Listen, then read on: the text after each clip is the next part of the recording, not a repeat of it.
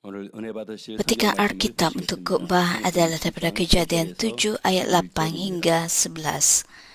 Pasangan segala binatang yang halal dan yang tidak halal, burung-burung serta segala yang merayap di bumi, yakni yang jantan dan betinanya, datang kepada Nuh di dalam bahtera itu, sebagaimana diperintahkan Tuhan kepada Nuh. Maka setelah 7 hari, banjir pun melanda bumi. Ketika Nuh berusia 600 tahun, pada hari ke-17 bulan kedua, meledaklah ke semua mata air samudera raya, dan pintu air di langit terbuka.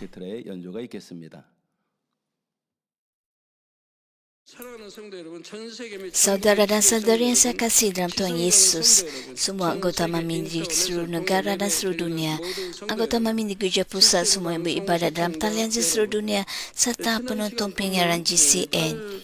Kita telah berhenti ketika menjelaskan ayat 8 dan 9 dalam khotbah yang lalu. Semua binatang masuk ke dalam bahtera secara berpasangan, jantan dan betina. Tapi binatang yang halal masuk sebanyak 7 pasang untuk memelihara spesiesnya.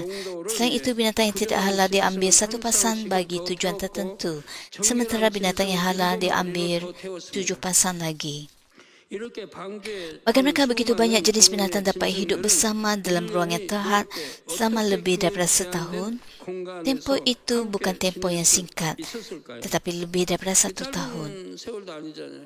Jika binatang yang kuat menyerang yang lemah atau saling bertarung sesama sendiri, bahtera itu pasti menjadi kacau bilau.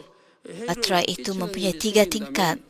Tingkat pertama menempatkan binatang-binatang yang berat, manakala tingkat kedua dan ketiga turut menempatkan keluarga Nuh. Pada hakikatnya tiada satu pun perkara itu berlaku di dalam bahtera. Selama lebih daripada setahun, tidak ada pergaduhan, tidak ada binatang buas memakan yang lemah. Bukankah hal itu menakjubkan? Hal ini kerana Tuhan mengelilingi bahtera Nuh dengan cahaya asalnya, sehingga banjir berakhir.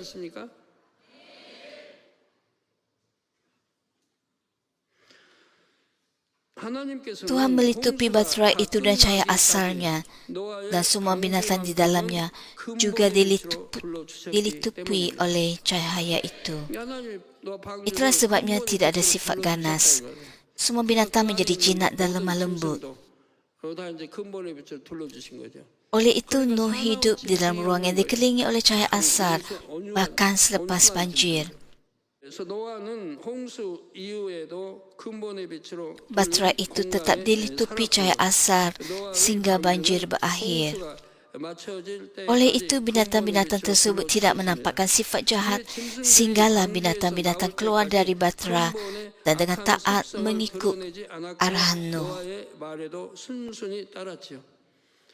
Anda juga cubalah mengalami kepenuhan ilham dan pengaruh Roh Kudus. Dengan demikian, sifat jahat Anda tidak akan muncul. Anda sendiri telah mengalaminya banyak kali. Adakah seseorang yang dipenuhi Roh Kudus mudah marah? Tidak. Mereka menjadi lemah lembut. Adakah mereka berdosa? Tidak, mereka tidak berdosa. Hanya dengan dipenuhi Roh Kudus sudah membawa perubahan sedemikian. Anda dapat melihat bagaimana seseorang berubah menjadi penuh kelemah lembutan, kasih dan sifat terpuji. Demikian juga segala yang berada di dalam bahtera menjadi lemah lembut kerana bahtera itu dikelilingi oleh cahaya asal Tuhan Bapa. Binatang-binatang itu tinggal dengan tenang di tempat yang telah ditentukan. Izinkan saya memberikan penjelasan lebih lanjut tentang ruang yang diperuntukkan kepada binatang-binatang itu. Tuhan mengatur ruang binatang supaya ruang yang terhad di dalam bahtera dapat digunakan dengan secekap mungkin. Seperti yang tercatat dalam Kejadian 6 ayat 16, bahtera itu mempunyai 3 tingkat, atas, tengah dan bawah. Bermula dari tingkat paling bawah, binatang-binatang ditempatkan mengikut berat. Contohnya gajah, pada air, singa dan harimau, binatang yang berat dan besar. Susunan ini diperlukan demi kestabilan keseluruhan bahtera. Bahagian bawah perlu lebih berat supaya bahtera lebih stabil dan seimbang. Tingkat tengah menempatkan binatang yang bersaiz sederhana besar, manakala tingkat atas menempatkan burung-burung. 거북선, 우리나라 거북선이 처음에 이제 만들어졌을 때 Segala jenis binatang melata 나라의 고위층도 와서 serta 8 orang anggota keluarga Nuh. 또 해군의 최고 머리들, 또 나라의 정치가 고급들이 와서 이제 그걸 보게 이제 관람하게 된 겁니다. 배에 띄울 때 이순신 장군이 있었고, 만든 사람들 또 백성들이 나와서 얼마나 환호하겠습니까? 이 거북선이면 저거 총탄도 막을 수 있고, 저기 이 배 안에 들어올 수도 없고, 이제 철로 깔아서 뾰족한 새를 이렇게 해가지고 뛰어들면 발이 그냥 못에 박히게 돼가지고 배로 뛰어 올라올 수도 없고. 나 그렇게 만들었어요. 근데 어떻게 됐나요? Kerajaan Joseon juga membina kapal 막대한 perang. 돈을 들여서 이 거북선을 지었는데, Dibina daripada keluli. 막대한 돈을 들여서 거북선을 만들어 띄웠는데, 군사들도 거기 이제 해군 군사들도 많이 타고, 근데 배가 가라앉아 버린 거예요. Dan sukar untuk ditembusi oleh musuh. 그러니까 또 얼마나 곤욕을 치러야 되겠습니까? 이순신 장군이 사색이 될 수밖에 없죠. 전혀 예상치 못한 일이. 왜 그런 일이 일어났었나? Oleh itu banyak 가파를 새로 했는데 askar 새로 다 덮은 Jepun 거예요. 그 terbunuh. 무게에 의해서 가라앉아 버린 거예요. 위에 이제 가판이라고 그럽니까? 위에 이렇게 뚜껑이 무게에 견디지 못해 가지고 거북선이 가라앉아 버린 거예요. 그래서 참 혹독한 어려움을 당하게 되죠. 이순신 장군은 이 거북선이 꼭 필요한데 돈도 없는데 이거 한 척 만들었는데 가라앉아 버리니까 비난이 좀 또 왕으로부터도 나오고, 비난이 좀 나오겠습니까? 그러지만 꼭 거북선이 필요하다 이게 모두 역경을 다 감내하면서 다시 거북선 만들기에 들어갑니다. kapal keluli 설득하고 뭐 해가지고 Kerajaan Joseon sangat kukuh. 해가지고 다시 만들어요. 근데 전에 왜 실패했냐? 바로 뚜껑이 무거운 쇠가 들어가지고 무게에 가라앉았다. 그럼 결과는 어떻게 해야 되냐? 그 배에 이제 위에 뚜껑을 얇게 최대한 무게가 안 나가게 이렇게 만들어야 돼서 그 무게에 가라앉지 않도록 이렇게 해가지고 거북선을 만들어. Dan kemudian seorang jenderal membina kapal yang lebih ringan untuk dapat terapung di atas air. 그 우리나라 첫 거북선인데 그런 것 좀 알고 계시하잖아요. 어떻게 띄웠을까? 그 철로 만든 새로 만든 거. 그렇게 쉽게 처음부터 출발한 게 아니에요. 너무 많은 역경을 시험과 환난을 이겨낸 겁니다. 나라 사랑하는 마음으로. 하나님 일도 하다 보면 Jenderal Isunsin beberapa kali gagal dalam membina kapal, 참 헤어나기 어려운 이런 일도 있게 됩니다. 그러나 우리는 전지전능하신 tetapi 하나님을 믿고 akhirnya 살기 때문에 berjaya membina 문제될 게 없죠. kapal yang 하나님이 baik. 책임져 주시니까. 왜? 내가 진리에서 어긋나지만 않으면, 하나님 말씀에서 어긋나지만 않으면 하나님이 책임져 주시니까 그런 염려, 시험 환난, 그런 염려, 걱정할 필요는 없는 거죠.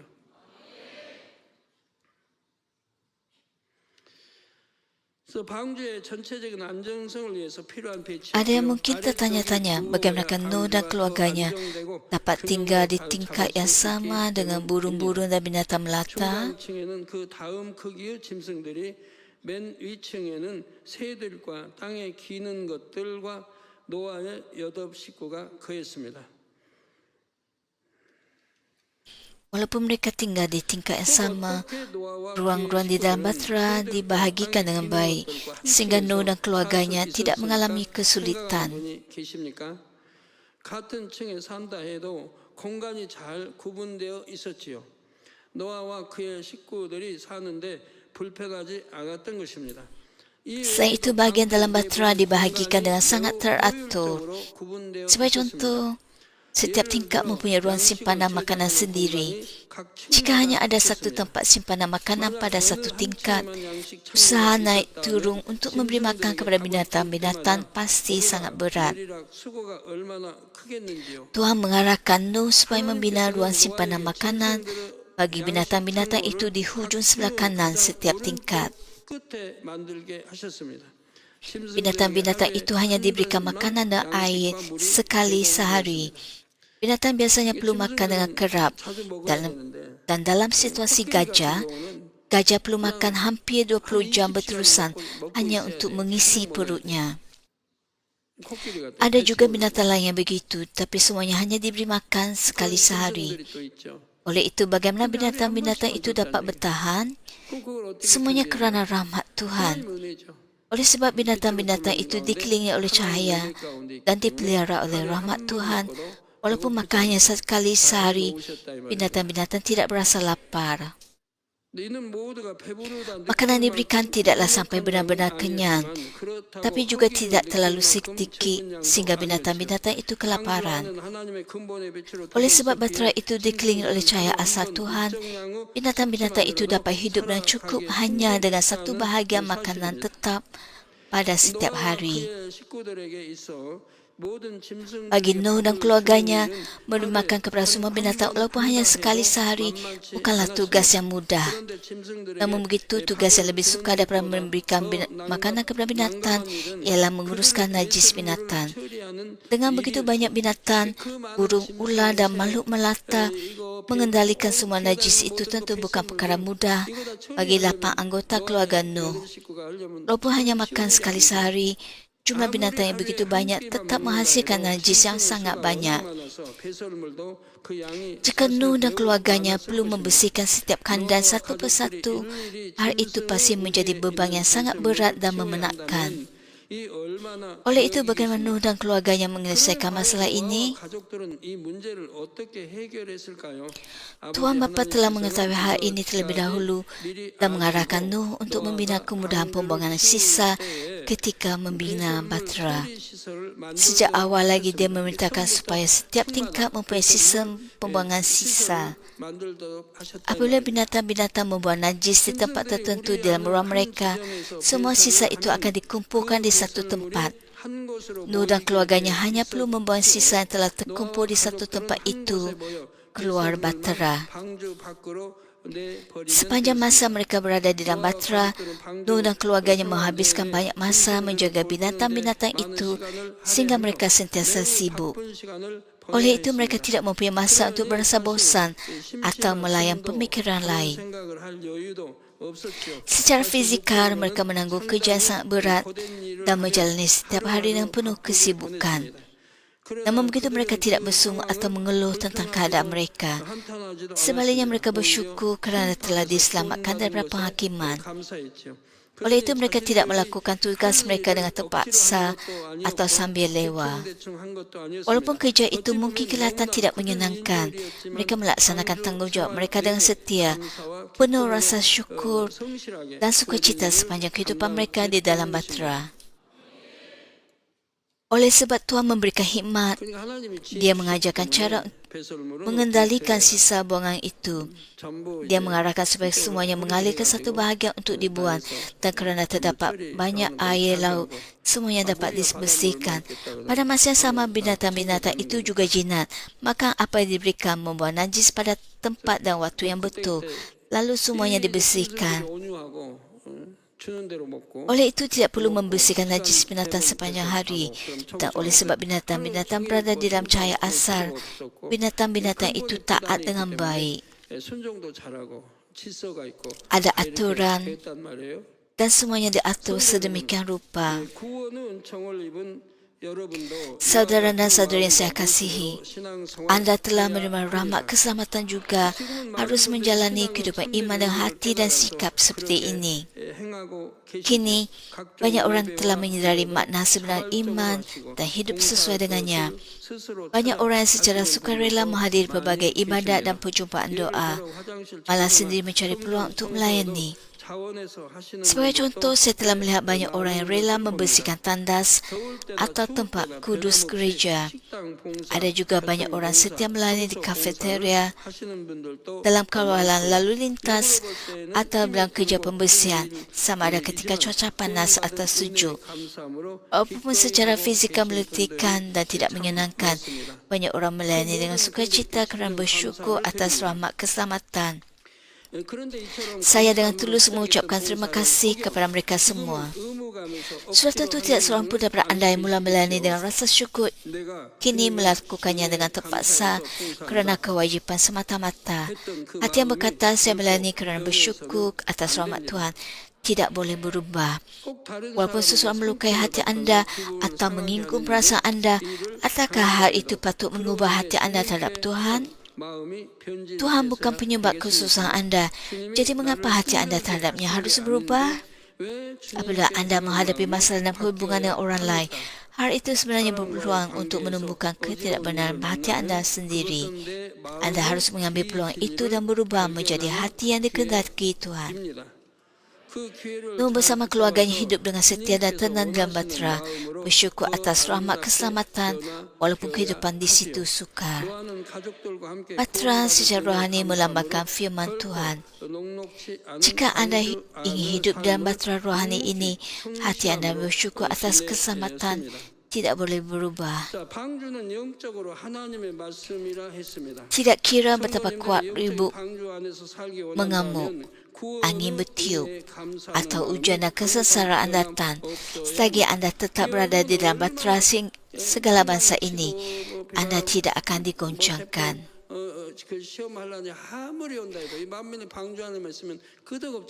Dengan berpegang teguh kepada satu perkara ini hingga akhir, anda dapat hidup dan kemenangan di dunia yang seperti lautan bergelora.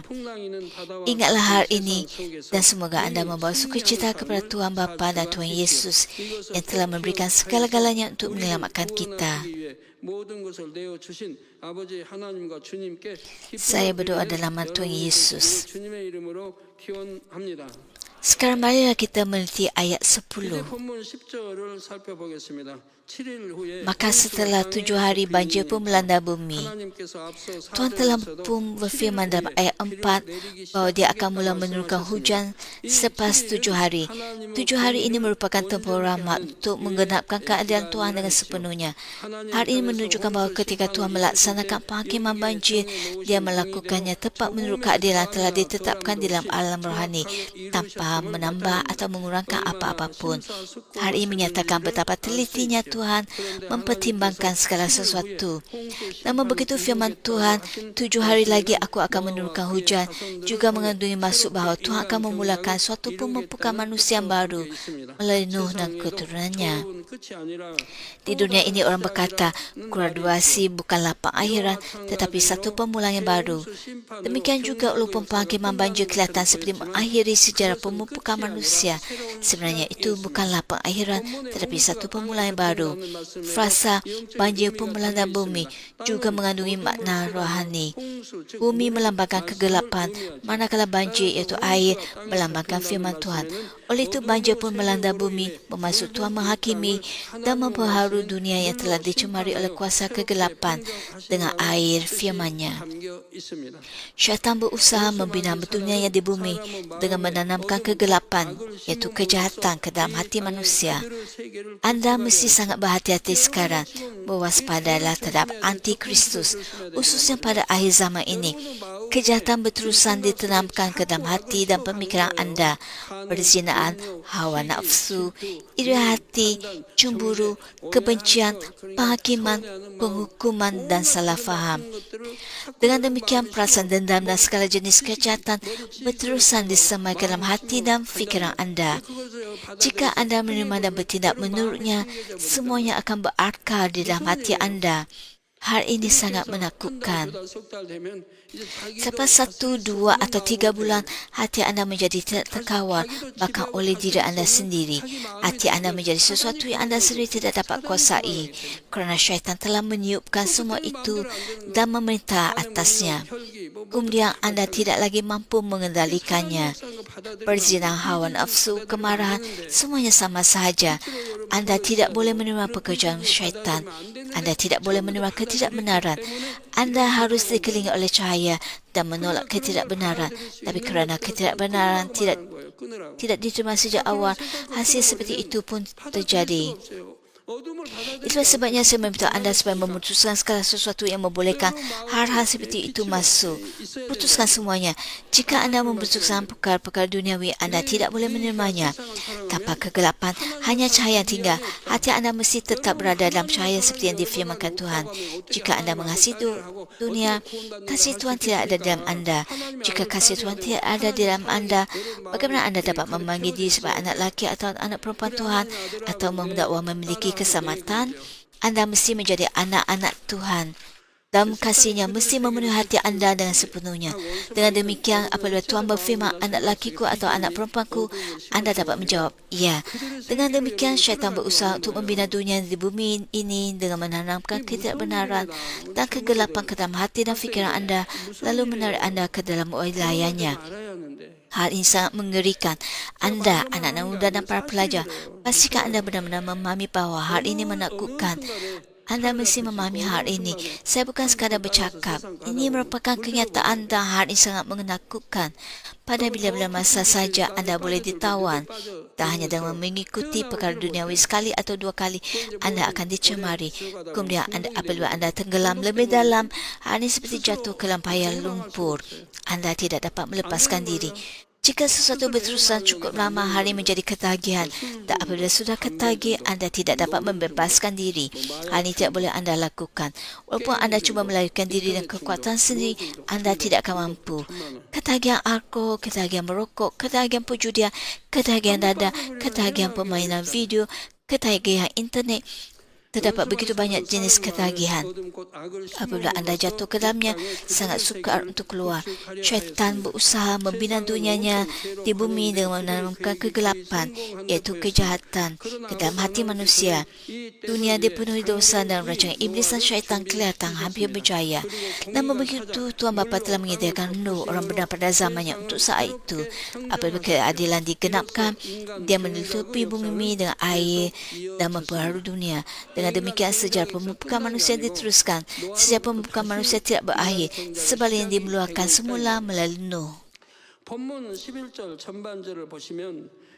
Meneliti bahagian pertama ayat 11 tertulis ketika Nuh berusia 600 tahun pada hari ke-17 bulan kedua meledaklah ke semua mata air Samudra Raya dan pintu air di langit terbuka. Alkitab memberitahu kita tarian tempat ketika penghakiman banjir berlaku. Oleh itu, adakah Nuh mengetahui kira-kira bila penghakiman banjir itu akan datang? Nuh tidak mengetahui tarian tepat, tapi dia mengetahui waktunya secara umum.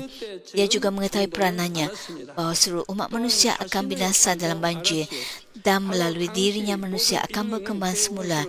Sehingga dia menyedari hal ini, Nuh tetap tidak berkahwin dan hidup bersendirian untuk menjalani kehidupan yang terpisah daripada dunia yang berdosa. Jika seseorang mengetahui bahawa penghakiman itu wujud, adakah dia masih akan berterusan berbuat dosa?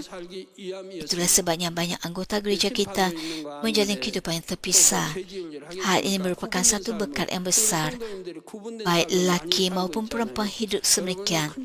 Mengapa? Kerana sekarang ialah akhir zaman. Anda tidak akan hidup 70, 80 atau 100 tahun di dunia ini. Menjalani kehidupan yang terpisah pada akhir zaman tanpa dosa, betapa besarnya berkat itu. Itulah juga cara untuk mengasihi Tuhan Bapa terlebih dahulu. Bukankah anda telah memberikan segala-galanya kepada Bapa? Tubuh anda, hati anda, kehendak anda, hikmat anda dan hidup anda. Semua itu adalah untuk menjalani kehidupan yang terpisah di dunia yang penuh dosa ini. Namun begitu selepas mengetahui rancangan Tuhan, Nuh mengambil seorang isteri untuk meneruskan keturunannya. Hanya kerana dia mengetahui rancangan Bapa, bahawa semua manusia akan dihukum melalui air, tak hanya keluarganya yang akan tinggal. Setelah mengetahui hal ini, dia berkahwin dan mempunyai anak-anak. Oleh itu, Nuh hanya mendapat anak laki selepas dia berumur 500 tahun. Dia sebenarnya boleh mendapat anak lebih awal pada umur 60 atau 100 tahun. Terutama pada zaman itu, manusia yang dekat dengan roh sangat sihat dan kuat. Namun begitu, Nuh menunggu sehingga umur 500 tahun untuk berkahwin dan mempunyai anak demi meneruskan kerajaan Bapa. Dari hal ini kita dapat mengagak bila secara kasarnya Nuh mengetahui bahawa penghakiman banjir akan datang.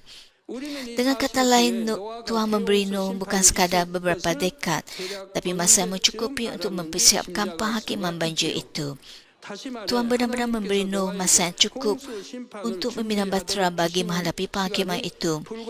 Bukan dilakukan secara tergesa-gesa atau sambil lewat, tapi direka dan dibina dengan tepat supaya dapat bertahan untuk menghadapi banjir besar.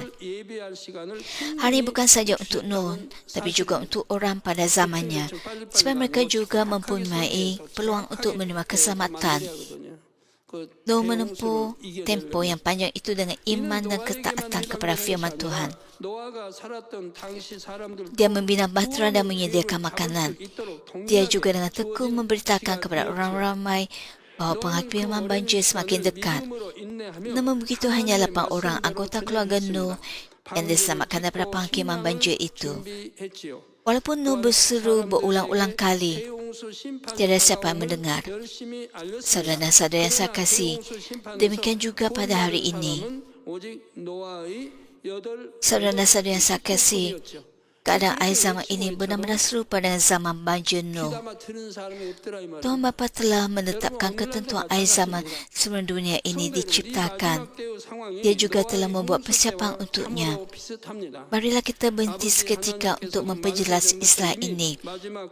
Akhir zaman bermaksud masa yang dekat dengan kedatangan Tuhan Yesus kali kedua.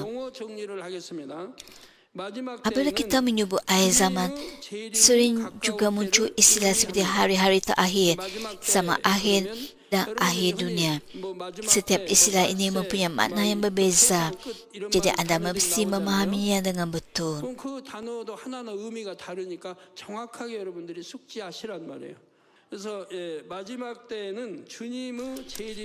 Oleh itu, hari-hari terakhir bermaksud masa yang dekat dengan kedatangan Tuhan Yesus kali kedua. Jadi, adakah anda sedang hidup dalam hari-hari terakhir sekarang? Ya, anda memang sedang hidup dalam hari-hari terakhir sekarang. Zaman akhir bermaksud dunia sejak kelahiran Yesus, kira-kira 2000 tahun yang lalu, sehingga kedatangannya kali kedua, yang merujuk kepada tempoh 2000 tahun itu. Maksudnya ialah dunia dari kelahiran Yesus sehingga dia datang kembali. Definisi zaman akhir ini juga sepadan yang masuk dalam kamus. Selain itu, akhir dunia merujuk kepada saat tepat kedatangan Tuhan Yesus kembali dan secara lebih luas, generasi yang merangkumi saat itu. Oleh itu, di mana kedudukan zaman kita sekarang, hari-hari terakhir, zaman akhir atau akhir dunia? Jawapannya ialah akhir dunia. Akhir dunia ialah saat kedatangan Tuhan Yesus kembali dan secara lebih luas, generasi yang merangkumi saat itu, iaitu generasi kita sekarang, generasi yang kita sedang hidup di dalamnya. 세상 끝? 예, 세상 끝은 주님께서 재림하시는 바로 그 시점과 좀 더 넓은 의미로 그 시점이 포함된 세대. Hari-hari terakhir bermaksud masa yang dekat dengan kedatangan Tuhan Yesus. Jadi tidak salah untuk mengatakan bahawa kita sedang hidup dalam hari-hari terakhir sekarang. 그래서 우리 주님이 말씀하죠. Namun begitu secara lebih tepat ialah akhir dunia. 마지막 때, 세상 끝에는 마지막 때는 더 이제 주님의 재림이 가까운 때를 의미하니까 그것도 지금 주님의 재림 가까운 때니까 틀렸다고는 안 봐요. 그 마지막 때도. 그런데 이보다 더 정확하게는 세상 끝이라 말이에요. 그래서 내가 올 때 Yesus berkata, apabila aku datang, adakah aku akan menjumpai iman? Hari ini merujuk kepada akhir dunia ketika iman sukar ditemukan. Memang benar, sangat sukar untuk menemukan iman pada hari ini. Dalam pengertian lebih luas, ingatlah bahawa hari ini merujuk kepada generasi yang merangkumi saat itu. 1 abad ialah 100 tahun dan sekarang kita hidup dalam abad ke-21 yang juga meliputi tempoh 100 tahun. Oleh itu, kita yang hidup dalam generasi ini sedang hidup pada akhir dunia. Jika masa sejarah penciptaan dibahagikan kepada seperti 1 tahun, maka sekarang kita berada di penghujung sekali hingga kepada minit-minit terakhir, bahkan sedang menghitung saat-saat.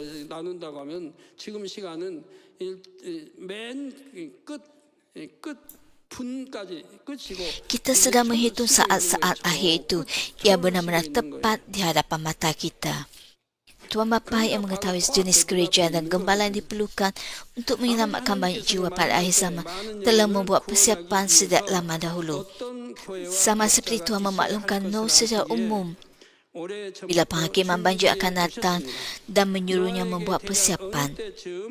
Pada akhir zaman, Tuhan Yesus juga tidak menyatakan hari atau jam yang tepat, tapi dia memberitahu secara umum bila kedatangannya akan berlaku. Dia memberikan masa supaya pengantin perempuan dapat dipersiapkan agar layak mengambil bahagian dalam perjuangan perkahwinan di angkasa. Sama seperti Tuhan memerintahkan Nuh membina bahtera, dia juga telah menyediakan bahtera pada akhir zaman untuk menyelamatkan banyak jiwa. Pertama, dia memberikan bahtera kehidupan, iaitu firman, dan kemudian memerintahkan pembinaan gereja yang besar. Persiapan rohani sebagai pengantin perempuan atau pembinaan gereja besar tidak dapat dilakukan dalam masa yang singkat. Jika anda mengetahui bahawa kedatangan Tuhan Yesus hanya tinggal setahun lagi, adakah anda dapat mempersiapkan diri yang sepenuhnya sebagai pengantinnya hanya dalam 1 tahun? Anda tidak dapat mempersiapkan diri sebagai pengantin Tuhan Yesus hanya dalam 1 atau 2 tahun. Anda sendiri mengetahuinya melalui kehidupan iman anda. Berapa lamakah masa yang anda perlukan walaupun selepas memasuki iman bertukaran untuk benar-benar masuk ke dalam roh? Bukannya anda tidak mempunyai iman. Anda telah melihat kuasa Tuhan, tanda-tanda dan mukjizat, mengenal firman, berdoa dan bersungguh-sungguh mempersiapkan diri sebagai pengantin. Namun berapa lamakah masa yang anda ambil untuk masuk ke dalam roh selepas mencapai iman bertukaran? Bagi seseorang, hari mengambil masa bertahun-tahun. Berapa lama pula masa yang anda ambil untuk sampai ke batu karang itu? Oleh itu, adakah anda berfikir bahawa anda dapat mempersiapkan diri sebagai pengantin hanya apabila gereja besar itu siap dibina? Mungkin anda dapat mencapai Firdaus atau mungkin kerajaan syurga pertama jika anda melakukannya dengan baik. Namun begitu hari itu bahkan pun sukar. Mengapa? Kerana dosa semakin bertambah hari demi hari dan memenuhi setiap ruang. Sementara syaitan tidak tinggal diam. Syaitan berusaha membuatkan anda berdosa dengan menjangkiti anda melalui komputer, internet dan telefon bimbit dan menggunakan TV dan filem untuk membawa anda ke dalam dosa. Walaupun anda mungkin telah memutuskan semua perkara itu, syaitan tetap menggunakannya bersama penampilan dan tingkah laku manusia untuk menggoda anda kepada hawa nafsu, perzinaan dan perkara-perkara yang sukar untuk anda tinggalkan. Oleh itu, adakah anda dapat mempersiapkan diri sebagai pengantin hanya dalam 1 atau 2 tahun? Tidak, tidak mungkin. Lihatlah bagaimana dosa semakin bertambah. Bandingkan keadaan hari ini dengan 10 tahun lalu, betapa banyak dosa memenuhi dunia sekarang. Bandingkan pula dengan 5 tahun lalu, ketika itu masih ada sedikit ruang untuk bernafas, tapi sekarang hampir tiada lagi dalam kegelapan. Bayangkan pula keadaan 5 tahun akan datang. Saudara-saudari, hal ini benar-benar menakutkan. Oleh itu, anda mesti mempersiapkan diri sebagai pengantin mulai sekarang. Anda, para pelajar dan orang muda, perkara sama juga berlaku kepada anda. Oleh itu, anda mesti membuat persiapan yang tekun. Kemalasan tidak akan berhasil. Anda tidak dapat mempersiapkan diri sepenuhnya sebagai pengantin hanya dalam 1 tahun. Jika anda tidak membuat persiapan dan tekun sehingga waktu itu, maka anda hanya perlu mengakhiri perjalanan itu dengan baik dalam tahun yang terakhir. Namun begitu, jika anda menjalani kehidupan iman yang sambil lewat atau baru saja bermula, 1 tahun tidak mencukupi. Walaupun hati anda mungkin berasa terdesak, tetap tidak cukup masa untuk membuat persiapan dengan sepenuhnya. Adakah hal itu bermaksud anda harus berputus asa? Tidak. Anda tetap akan membuat persiapan, tapi hal itu tidak mencukupi untuk mencapai Yerusalem baru. 1 atau 2 tahun sama sekali tidak cukup untuk mencapai Yerusalem baru. Mencapai Firdaus, kerajaan pertama atau kerajaan kedua, dalam tempoh 1 hingga 2 tahun mungkin boleh. Tapi kerajaan ketiga tidak mungkin anda capai.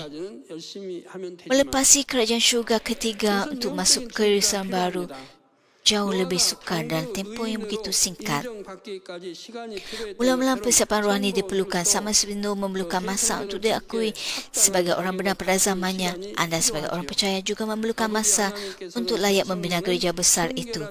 Tuhan Bapa telah berfirman sejak awal lagi, gereja besar akan disempurnakan melalui anak-anak kudus. Apabila syarat-syarat rohani seperti itu dipenuhi, Tuhan dapat mencurahkan berkat kewangan yang besar menurut keadilannya. Sama seperti Nuh percaya dan taat tepat kepada firman Tuhan, anda juga harus berusaha maju dengan iman dan mempersiapkan diri sebagai pengantin menurut firman. Iman yang berharap tanpa goyam, walaupun hal itu tidak mungkin dapat dilihat dengan mata atau disentuh dengan tangan. Ia menjadi kenyataan bagi apa yang diharapkan, kepastian bagi perkara-perkara yang diharapkan. Apabila ia diakui benar menurut keadilan Tuhan, maka apa yang diharapkan itu diberikan sebagai kenyataan. Ingatlah prinsip rohani ini, dan saya berdoa dalam nama Tuhan Yesus agar anda semua orang percaya dapat menerai iman yang teguh dan tidak goyah. 되어 주시기를 주님의 이름으로 기원합니다.